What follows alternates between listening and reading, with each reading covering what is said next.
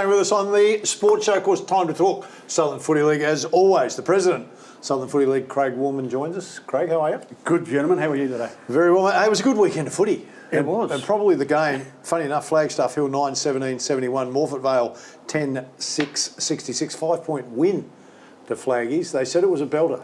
It was, and it was a terrific game to call on radio.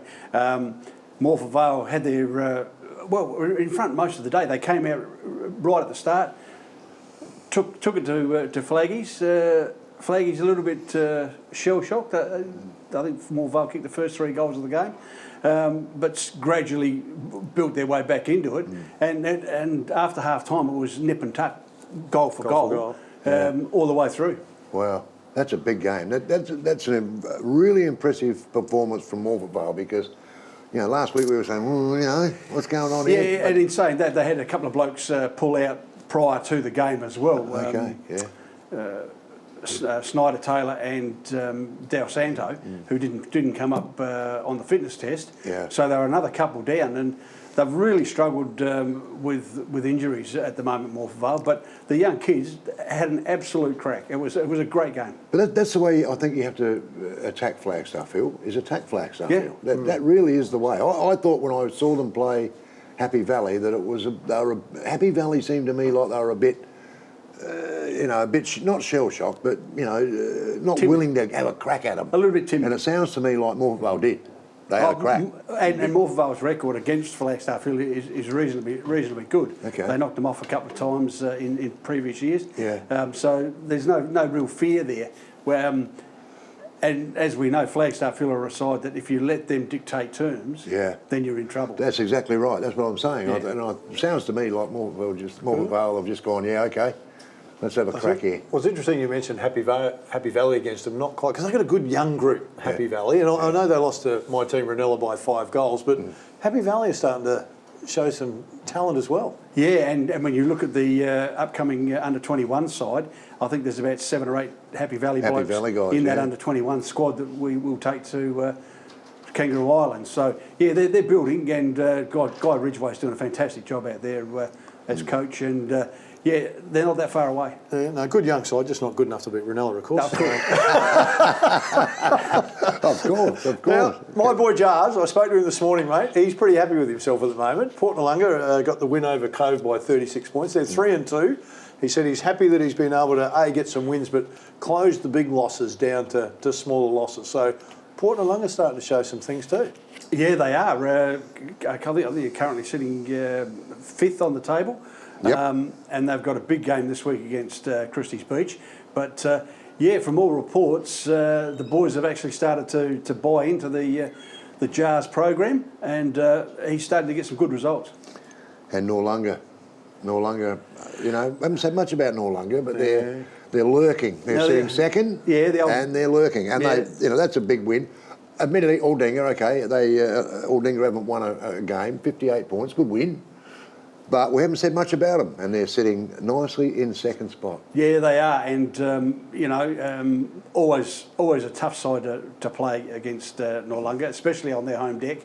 And they're just moving along. The old cliche, the old BPs, quiet achievers.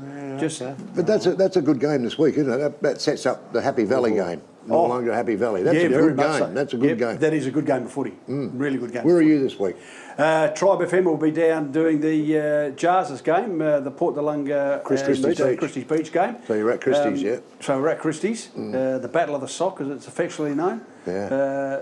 A real derby situation with Porties and Christie's. Is JARS well of all these derbies that go on, or derbies that go on down there? I mean, this one here is one, isn't it? This is a little, this has got a little bit of spice in it, this one. Very much so. And don't worry, the Port Noarlunga faithful will certainly let him know that if we lose to someone, It won't be Christian It won't be Beach. Christian Beach. It's a bit like the old Port Norwood. Port, we won't lose to Norwood. I know we digress for a moment, but Jars is, because he's the joker and flamboyant, I don't think people realise he's got actually really footy smart. Oh, my word. He's got a great brain for footy, and No he's right on it. So it's an interesting question, because I reckon he would be on that. Yeah. And if he thought he could poke the bear a little bit to get his players going, that'd definitely That's what he would do. That'd be coming in. That sounds like Jars, Yeah, in fact, it does, doesn't it? Yeah. Morphett Vale up against Aldinga.